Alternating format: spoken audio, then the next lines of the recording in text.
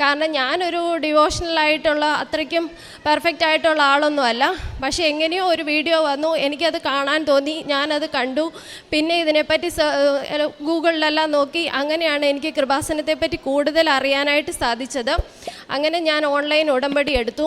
ഉടമ്പടി എടുത്തപ്പോൾ ഞാൻ വിചാരിച്ചത് ആകെ പ്രെയർ മാത്രം ചൊല്ലിയാൽ മതി എന്നായിരുന്നു. അതും കറക്റ്റ് ടൈമിലൊന്നും ചൊല്ലിയൊന്നുമില്ല. ഞാൻ എപ്പോൾ എഴുന്നേക്കുന്നോ അപ്പോൾ ചൊല്ലും, അന്ന് മാത്രമേ ഉള്ളൂ. അങ്ങനെ അത് കഴിഞ്ഞ് ഞാൻ എക്സാം അറ്റൻഡ് ചെയ്തു. റിസൾട്ട് വരുന്നതിന് മുമ്പ് ഞാൻ ഇവിടെ എത്തി ഈ ഉടമ്പടി എടുക്കാൻ വേണ്ടിയാണ് വന്നത്. എന്താണെന്നൊന്നും അറിയത്തൊന്നുമില്ലായിരുന്നു. എന്നാലും ഉടമ്പടി എടുക്കാമെന്ന് വിചാരിച്ചു. ഉടമ്പടി എടുക്കാനായിട്ട് ഇവിടെ വന്നപ്പോൾ തന്നെ എനിക്കെൻ്റെ കുഞ്ഞിനോടുള്ള ആ ഒരു ആറ്റിറ്റ്യൂഡാണ് ആദ്യം തന്നെ മാറിക്കിട്ടിയത്.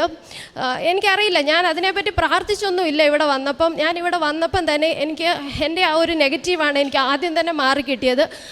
എനിക്ക് ആ കുഞ്ഞിനോട് ഭയങ്കരമായിട്ട് ക്ഷമിക്കാൻ സാധിച്ചു. ഒരുപാട് അതിനെ കെയർ ചെയ്യാനും സാധിച്ചു. അതിന് അമ്മയോട് ഞാൻ 1000 നന്ദി പറയുന്നു.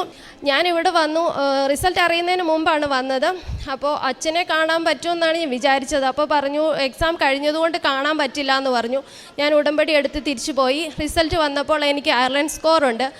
അതിന് മാതാവിന് 1000 നന്ദി. കാരണം എൻ്റെ ആ ഒരു സിറ്റുവേഷൻ വെച്ചിട്ട്, എൻ്റെ ഒരു ലെവൽ വെച്ചിട്ട് എനിക്ക് ആ സ്കോർ കിട്ടേണ്ടതല്ല.